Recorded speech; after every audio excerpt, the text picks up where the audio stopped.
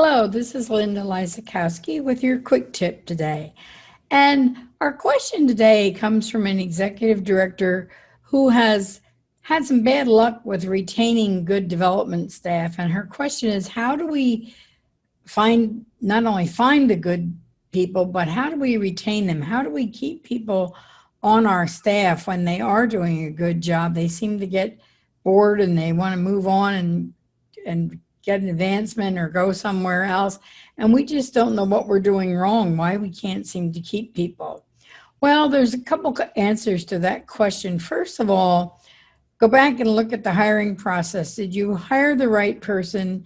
And did you give them the expectations? Were they realistic expectations? Or were you expecting too much from that development officer? Maybe you hired someone thinking this is the magic bullet. We're going to hire a fundraiser, and now our board and myself as the executive director, we don't have to worry about that stuff anymore because she's going to do it all now. We have this director of development. Well, fundraising is a team sport, I hate to tell you. And so it's not something that one person is going to come in and be the magic bullet that you're looking for. It still is going to involve you as a team. The executive director and the board have to stay involved in fundraising.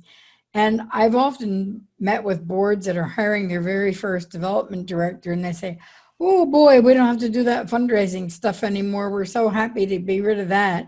And I always tell them, guess what, folks? You're probably going to be doing more fundraising now than you ever did before, because now you have a professional to coordinate it and organize it all, but it's still a team sport. So that might be one reason that you could be losing people. Another reason that I think happens in a lot of organizations, and believe me, I know a lot of development people who have left jobs for many different reasons, but a lot of times it's because their organization doesn't have a strong philanthropic culture.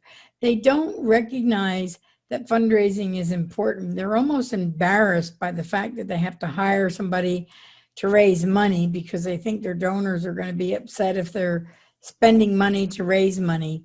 Well, sorry to tell you, but that old adage that it takes money to make money is true in fundraising.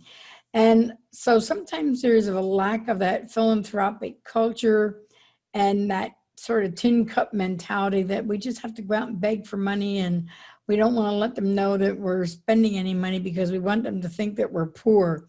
That's not a good way to raise money. And any good professional will tell you the best thing that you can do is to really invest in your development office.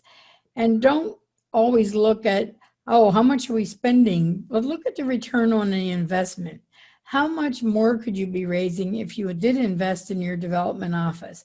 If you invested in good software, if you invested in training and education for your development officer, even if they're experienced, things change, daily almost, it seems, in this fundraising world. Things that were never even dreamt of when I entered this field over 30 years ago are now commonplace, like social media fundraising and things like that. So there's always going to be learning that these people have to do, and invest in their education. I think that's so important. Invest in them to belong to AFP, to continue to go to conferences, attend webinars and things like that, because it's really important. And a lot of times, development people leave because they really don't feel like the organization is willing to invest time and money into the development office. And then there are some development officers who actually leave their job because of ethical issues. Fundraising has to be done ethically and professionally. And I know I've been in positions myself where the employers that I worked for were doing things that really weren't considered ethical. And so I was kind of forced to leave that job because I couldn't work for an organization that wasn't ethical and professional. So that said, I think most organizations are ethical and very professional in the way they do business. I think what the biggest issue is that lack of philanthropic culture and the lack of wanting to invest in your development office. So if you need to learn more about this and about fundraising and what it's all about, I have several courses that would be good for you, but one I'm thinking that you might want to take first is Fundraising as a Career. What are you crazy? And sometimes people from the for-profit world do think that fundraisers must be crazy or they wouldn't go into this field, but it tells you really what fundraising is all about and what you should expect from a fundraising staff.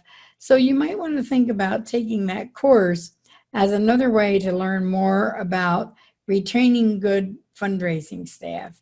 So bye for now, and I'll see you in the next quick tips and maybe in my course. Bye.